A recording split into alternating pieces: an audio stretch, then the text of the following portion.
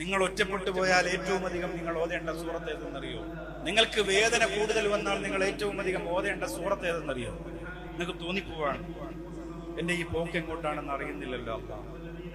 ജോലിയിൽ ഒരു സ്ഥിരതയില്ല, സാമ്പത്തികത്തിലാകെ പ്രയാസം, മാനസികമായ ആകെ ഡിപ്രഷൻ അടിച്ചിരിക്കുകയാണ്.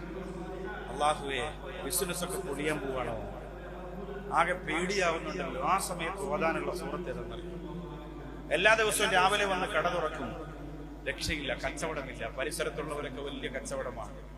ആ സമയത്താണ് ഇറങ്ങിയത് വല്ലുഹാ വല്ലൈലി ഇദാ സജാ മാ വദ്ദഅക റബ്ബുക വമാ